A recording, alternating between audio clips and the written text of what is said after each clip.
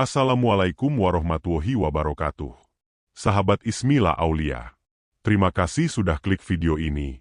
Bagi yang sudah subscribe channel ini, saya doakan dilancarkan rezekinya, diberi umur yang panjang, selamat dunia akhirat. Dan jangan lupa share video ini kepada sanak saudara, agar dapat amal kebaikan. Amin. Pernahkah kita membayangkan seperti apa detik terakhir dalam hidup kita? Saat napas mulai terasa berat, tatapan mata kosong menatap langit-langit, dan perlahan nyawa yang selama ini menghidupkan tubuh kita ditarik oleh malaikat pencabut nyawa. Begitu ruh berpisah dari jasad, tubuh ini akan membujur kaku. Orang-orang terdekat yang kita cintai akan menangis kehilangan. Mereka memandikan jasad kita, mengafani dengan kain putih, lalu menyalatkannya penuh duka dan doa. Setelah itu, kita akan diangkat menuju tempat yang selama ini kita takuti, liang lahat. Tanah yang dingin dan gelap menanti kita. Di sana tidak ada lagi kasur empuk, lampu terang, atau suara keluarga yang menenangkan hati. Ketika tubuh ini diturunkan ke dalam kubur, orang-orang yang mengantar akan perlahan menutupinya dengan tanah. Dari suara ayat-ayat Al-Quran yang dibacakan, hingga suara langkah kaki mereka menjauh, semua akan hilang satu persatu. Kita akan benar-benar sendirian.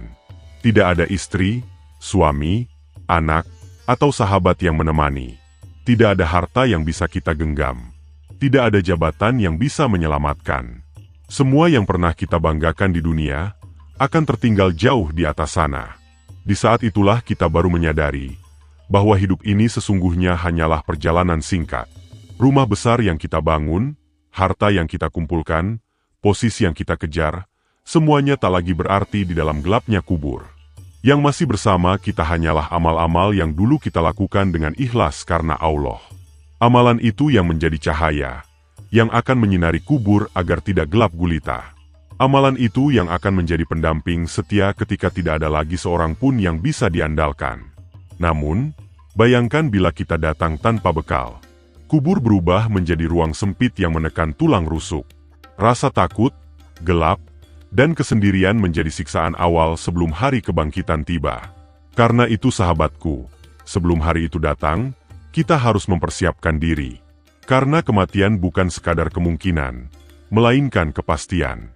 Tidak ada seorang pun di dunia ini yang bisa lolos dari janji Allah. Sahabat yang dirahmati Allah, di tengah rasa takut memikirkan gelapnya alam kubur, Allah ternyata memberikan jalan keluar penuh kasih sayang untuk hamba-hambanya yang beriman. Jalan keluar yang begitu mudah, ringan diamalkan, namun dahsyat manfaatnya di perjalanan akhirat. Ada 3 surah agung dalam Al-Quran yang menjadi pelindung bagi orang-orang yang membacanya dengan tulus. Surah-surah ini bukan hanya memberkahi kehidupan dunia, namun juga menerangi perjalanan kita setelah jasad dikuburkan. Jika kita rajin membaca 3 surah ini setiap malam sebelum tidur atau di waktu yang dianjurkan, insya Allah kubur kita tidak akan menjadi tempat yang menakutkan. Sebaliknya, akan berubah menjadi istana penuh cahaya yang menenangkan jiwa. Surah-surah ini adalah sahabat sejati yang mengikuti kita hingga ke alam barzah. Ketika keluarga dan orang-orang yang kita cinta kembali ke rumah mereka, meninggalkan kita sendirian, 3 surah agung inilah yang akan datang menemani. Sahabatku, siksa kubur bukanlah dongeng. Itu kenyataan yang pasti akan dialami setiap manusia. Namun cinta Allah begitu besar kepada hambanya. Dia tidak membiarkan kita menghadapi perjalanan itu tanpa bekal dan pertolongan. Melalui Rasulullah Shallallahu Alaihi Wasallam, Allah mengajarkan bahwa 3 surah ini mampu melindungi kita dari dahsyatnya siksaan kubur. Setiap ayat yang kita baca akan menjadi tameng saat malaikat munkar dan nakir menguji keimanan kita. Tidak hanya di alam kubur, 3 surah ini juga akan datang memberi syafaat di hari kiamat. Saat kita berbaris menunggu giliran dihisap, surah-surah ini akan membela kita, agar kita dimudahkan menuju surga. Betapa besar anugerah ini. Hanya dengan meluangkan waktu beberapa menit setiap malam, kita sedang membangun perlindungan luar biasa bagi kehidupan abadi kita kelak. Sahabat, jangan sia-siakan kesempatan yang Allah berikan. Kita tidak pernah tahu kapan ajal menjemput. Bisa jadi malam ini adalah malam terakhir kita tidur di kasur, bukan di tanah pemakaman.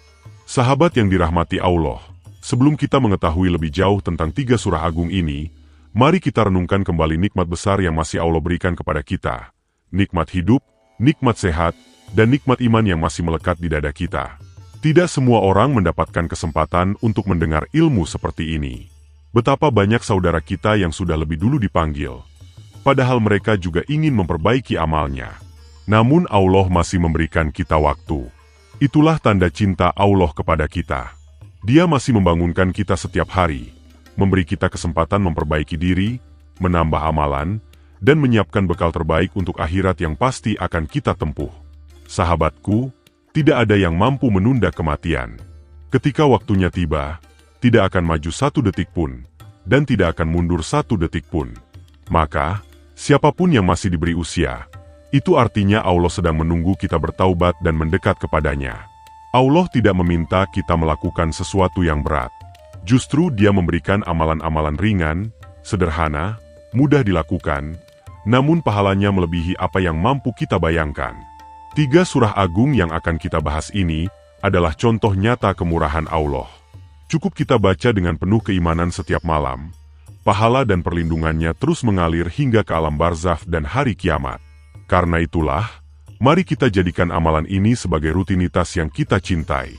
Jangan menunggu usia terlalu tua, jangan menunggu sakit, jangan menunggu semua terlambat. Mulai malam ini, kita bisa menjadikan 3 surah ini sebagai teman tidur kita.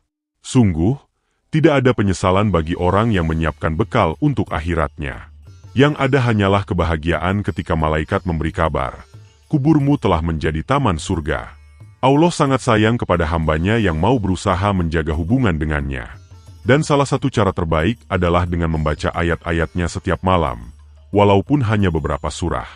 Sahabat yang dirahmati Allah, setiap uban yang mulai muncul di rambut kita sejatinya adalah surat cinta dari Allah. Uban itu bukan sekadar perubahan fisik, melainkan sebuah tanda bahwa waktu kita semakin mendekati akhir perjalanan dunia.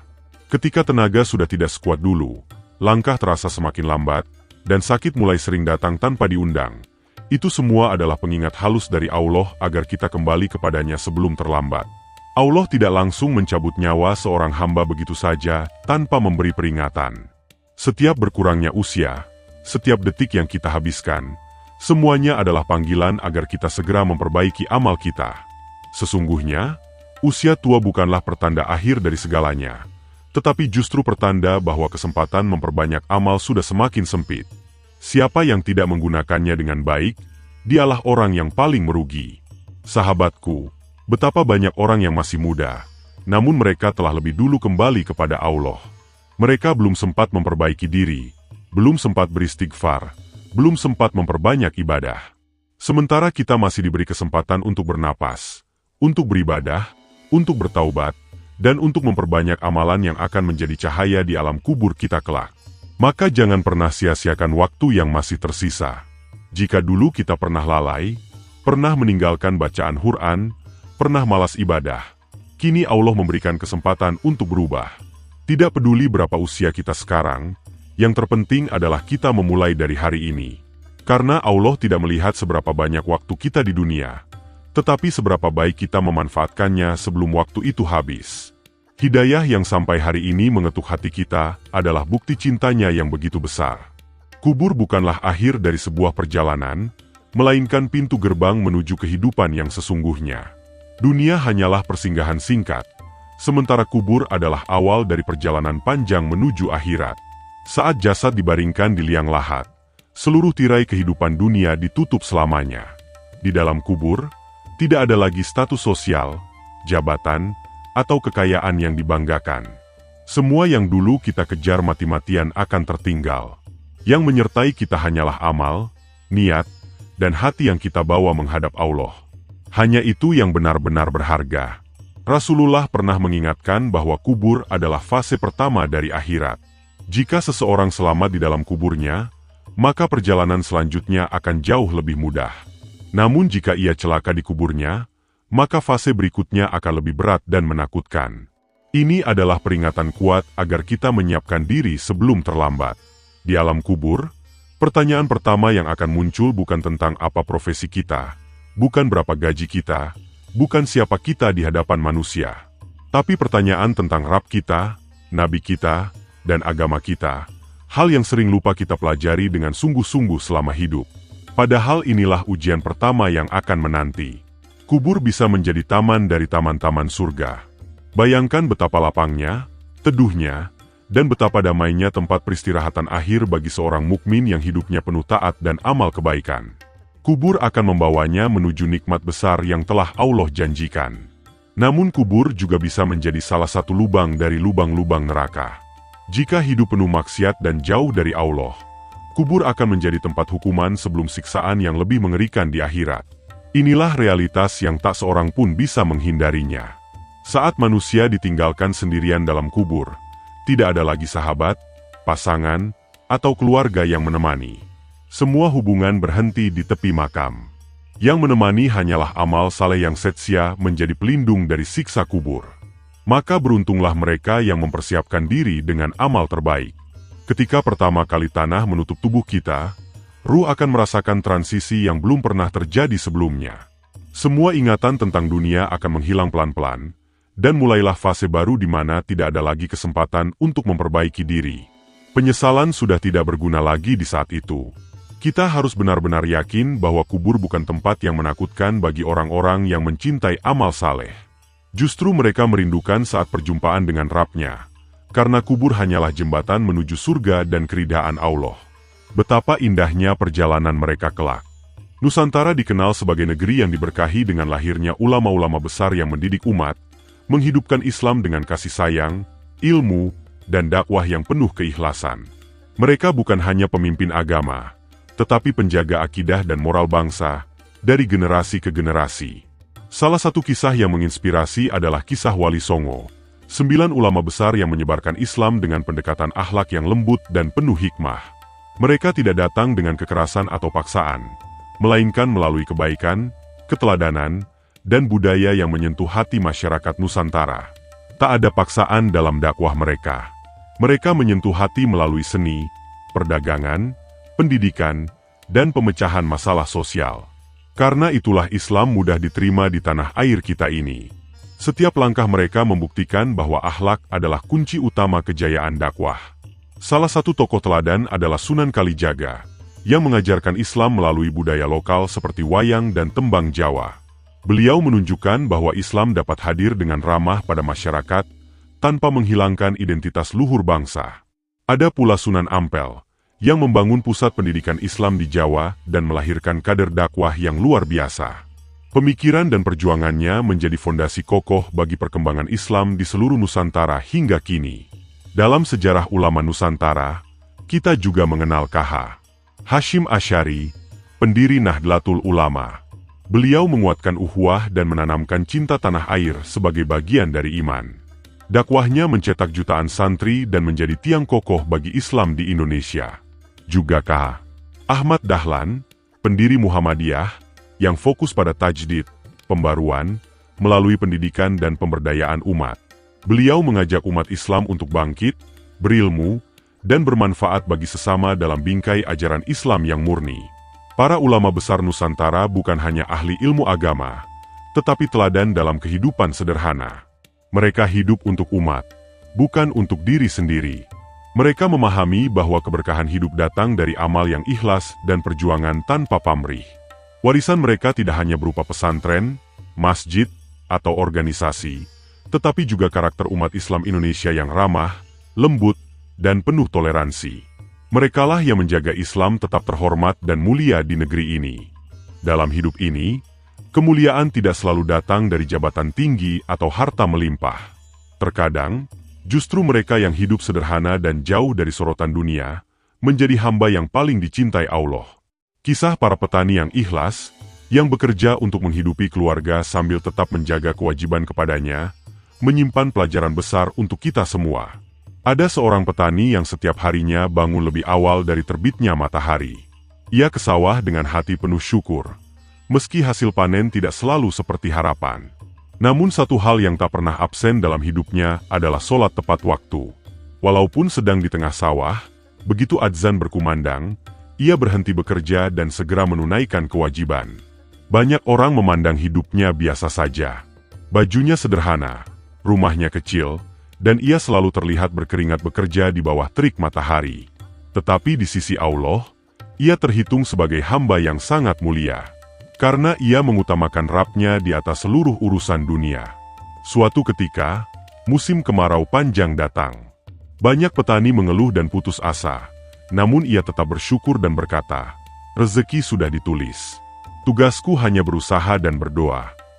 Keyakinan yang teguh ini membuatnya tetap tenang dan tidak mudah terguncang oleh keadaan. Meski hidupnya pas-pasan, ia tidak pernah menolak ketika ada tetangga yang membutuhkan beras meski hanya segenggam. Ia percaya bahwa sedekah tidak akan mengurangi hartanya, malah menambah keberkahan yang tidak terlihat oleh mata manusia. Di satu malam yang sunyi, ia terbangun dan menunaikan sholat tahajud. Ia menangis, bukan meminta harta berlimpah, tetapi memohon agar hidupnya selalu penuh ridho dan perlindungan dari Allah. Betapa indah doa seorang hamba yang hanya meminta kedekatan dengan Rabb-Nya. Hari-hari berjalan, lalu petani ini meninggal dalam keadaan sujud ketika sedang melaksanakan sholat zuhur di pematang sawah. Kepergiannya membuat tetangga dan teman-temannya menangis haru. Betapa beruntungnya ia, wafat dalam ibadah, meninggalkan dunia dalam keadaan paling mulia. Di alam kubur, ia diterima sebagai tamu yang dimuliakan. Amalnya mungkin sedikit di mata manusia, tetapi ikhlas dan istiqamahnya membuat bobot amal itu menjadi begitu besar di sisi Allah. Inilah bukti bahwa kemuliaan tidak bergantung pada harta, melainkan pada hati yang selalu terikat kepadanya.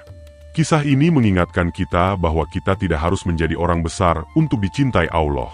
Cukuplah menjadi hamba yang setia pada perintahnya, menjaga ibadah, sabar, dan selalu bersyukur. Itulah jalan menuju kemuliaan yang sejati. Setiap kisah yang kita dengar bukan sekadar cerita untuk mengisi waktu. Ada pelajaran besar yang Allah ingin kita ambil. Kita belajar bahwa hidup ini bukan tentang siapa yang paling terkenal, paling kaya, atau paling dihormati manusia. Hidup ini tentang siapa yang paling dicintai Allah dan Rasul-Nya. Dari para ulama Nusantara, kita belajar pentingnya menegakkan agama dengan akhlak, bukan hanya dengan kata-kata. Mereka menunjukkan bahwa dakwah sejati adalah menjaga hati tetap lembut dan penuh kasih untuk sesama. Siapapun bisa berdakwah ketika akhlaknya mencerminkan Islam. Dari kisah petani sederhana, kita belajar kemungkinan terbesar untuk meraih kemuliaan justru datang dalam kesederhanaan hidup. Tidak ada ibadah yang sia-sia, tidak ada amal kecil yang dianggap rendah oleh Allah jika dilakukan dengan keikhlasan dan ketakwaan. Pelajaran berikutnya adalah istiqomah, sebuah sifat mulia yang sangat jarang dimiliki manusia. Banyak yang mampu memulai sesuatu dengan semangat tinggi, tapi hanya sebagian kecil yang konsisten sampai akhir. Padahal, kunci diterimanya amal seringkali ada pada istiqomah yang dijaga diam-diam. Kita juga belajar bahwa sabar adalah pakaian terbaik dalam menghadapi ujian. Ketika rezeki tak sejalan dengan harapan, ketika doa belum terjawab seperti yang kita inginkan, sabarlah, karena Allah tidak pernah menunda sesuatu kecuali untuk suatu kebaikan yang lebih besar. Rasa syukur adalah pelajaran besar lainnya. Orang yang bersyukur bukan berarti hidupnya tanpa ujian. Namun ia melihat setiap keadaan sebagai kesempatan untuk lebih dekat pada Rabb-Nya. Syukur mengubah kesempitan menjadi kelapangan, dan menjadikan sedikit terasa cukup. Pelajaran penting berikutnya adalah jangan pernah meremehkan amal. Satu senyuman tulus, sebutir sedekah, segelas air untuk orang yang haus, atau satu sujud di waktu yang lengah manusia, semuanya mempunyai nilai besar di sisi Allah, ketika hati bersih dari ria dan berharap hanya keridaan-Nya. Kita pun diajarkan untuk selalu siap menghadapi kematian, karena kematian adalah pintu menuju kehidupan yang sebenarnya. Siapa yang mempersiapkan diri dengan amal saleh, akan tersenyum ketika pintu itu terbuka. Namun siapa yang lupa, akan menyesal tanpa bisa kembali ke dunia. Dan pelajaran paling penting, jangan pernah jauh dari Allah. Karena seluruh dunia bisa meninggalkan kita, tapi Allah tidak pernah meninggalkan hamba-Nya yang selalu datang kepadanya dalam doa, zikir, dan air mata penuh harap di malam sunyi. Allah telah mengaruniakan kepada kita ayat-ayat yang menjadi pelindung, penenang, serta pembuka pintu pertolongannya. Di antara sekian banyak surah dalam Al-Quran, ada 3 surah agung yang sangat dianjurkan untuk dijaga dan diamalkan dalam kehidupan sehari-hari. Al-Ikhlas, Al-Falah, dan An-Nas. 3 surah ini bukan hanya bacaan, tetapi tameng keimanan yang melindungi kita dari segala bahaya yang tak terlihat. Surah Al-Ikhlas adalah surah yang memurnikan tauhid kita kepada Allah. Membacanya sama seperti menguatkan kembali keyakinan bahwa hanya Allah satu-satunya tempat bergantung. Ketika kita membaca Al-Ikhlas, hati kita diingatkan bahwa tidak ada yang sebanding dengannya, tidak ada yang bisa menandingi kekuasaannya. Sementara Al-Falah melindungi kita dari keburukan makhluk, dari kezaliman orang iri, dan dari segala kejahatan yang datang secara tersembunyi. Surah ini mengajarkan kita untuk tidak merasa kuat sendiri, karena hanya perlindungan Allah yang mampu menangkis bahaya di dunia ini. Dan An-Nas menjadi tameng terakhir yang menjaga hati dan pikiran kita dari godaan setan yang menyesatkan. Setan tidak pernah lelah membisikkan was-was, membuat hati gelisah, membuat kita jauh dari ibadah. Dengan An-Nas, kita berlindung kepada Allah, pemilik seluruh manusia. 3 surah ini dikenal sebagai Al-Mu'awwidzat, ayat perlindungan. Rasulullah mengamalkan ketiganya setiap pagi dan petang, juga sebelum tidur. Inilah salah satu amalan yang sangat dianjurkan bagi kita semua untuk menjaga diri sepanjang hari dari segala keburukan. Cara mengamalkannya sangatlah mudah. Setiap pagi setelah subuh dan setiap petang setelah asyar atau maghrib, bacalah Al-Ikhlas, Al-Falah, dan An-Nas masing-masing 3 kali. Tiupkan ke telapak tangan lalu usapkan ke seluruh tubuh. Insya Allah, Allah akan menjadikan hari kita penuh penjagaan. Sebelum tidur, hendaknya kita kembali membaca ketiga surah ini. Rasulullah menggenggam kedua telapak tangan, membaca Al-Mu'awwidzat, lalu mengusapkannya ke wajah, kepala, hingga seluruh badan. Ini bukan hanya sunnah, tetapi bentuk permohonan perlindungan yang sangat mulia. Selain sebagai perlindungan, 3 surah ini juga menghadirkan ketenangan di hati. Ketika cemas, takut, atau merasa diserang pikiran buruk, bacalah surah-surah ini. Jadikan ia sebagai senjata untuk melawan kegelisahan dan bisikan setan yang melemahkan iman kita. Jaga amalan ini setiap hari. Jangan hanya ketika sedang takut atau butuh pertolongan. Karena keberkahan dan penjagaan Allah akan menyertai mereka yang istiqomah, bukan hanya mereka yang mengingatnya saat terjepit. Sahabatku yang dirahmati Allah, kita sudah mengetahui betapa berharganya amalan membaca 3 surah agung ini. Maka jangan biarkan ilmu ini hanya lewat di telinga. Malam ini, mari kita mulai satu langkah kecil yang akan menjadi penyelamat besar di akhirat kelak. Tidak berat, tidak sulit. Hanya 3 surah pendek yang mampu membuka pintu cahaya di alam kubur. Tidak ada yang tahu kapan kita akan meninggalkan dunia ini. Bisa jadi malam ini adalah malam terakhir kita tidur di atas kasur. Bisa jadi besok kita telah berbaring kaku di dalam tanah. Karena itu, jangan menunda kebaikan, jangan menunggu tua renta. Selama nafas ini masih berhembus, itu berarti masih ada kesempatan untuk memperbaiki diri. Allah memanggil kita melalui usia yang terus bertambah. Rambut yang memutih adalah surat cinta dari Allah yang mengingatkan bahwa kita sedang menuju kampung akhirat. Maka jadikan sisa umur ini sebagai waktu untuk memperbanyak bekal. Jangan sia-siakan hari yang tersisa hanya untuk dunia yang bakal kita tinggalkan. Mulailah dengan niat yang tulus. Ambil Al-Quran, hafalkan 3 surah ini jika belum hafal. Lalu bacalah setiap malam dan setiap pagi. Amalan sederhana yang dilakukan terus-menerus lebih dicintai oleh Allah dibanding amalan besar yang hanya sesekali. Istiqamahlah meski hanya sedikit. Setiap kali kita membaca Al-Ikhlas, kita sedang memperbarui keyakinan bahwa hanya Allah satu-satunya tempat bergantung. Saat kita membaca Al-Falah, kita sedang memohon perlindungan dari segala bahaya yang mengintai tanpa terlihat. Dan ketika kita membaca An-Nas, kita sedang memperkuat benteng diri dari godaan yang menyesatkan. Bayangkan ketika suatu hari kita terbaring di dalam kubur, surah-surah ini datang sebagai cahaya, menerangi ruang yang gelap. Bayangkan kelak ketika malaikat datang menanyakan iman kita, surah-surah inilah yang menjadi saksi bahwa kita adalah hamba yang selalu berlindung kepada Allah. Betapa beruntungnya mereka yang menjadikan Al-Quran sebagai sahabat sejati. Sahabatku, kehidupan ini tidak selamanya. Waktu terus berjalan, dan kita semua sedang menapak menuju pintu kematian. Jangan sampai kita tiba di sana tanpa bekal, tanpa cahaya, tanpa amalan yang mendampingi.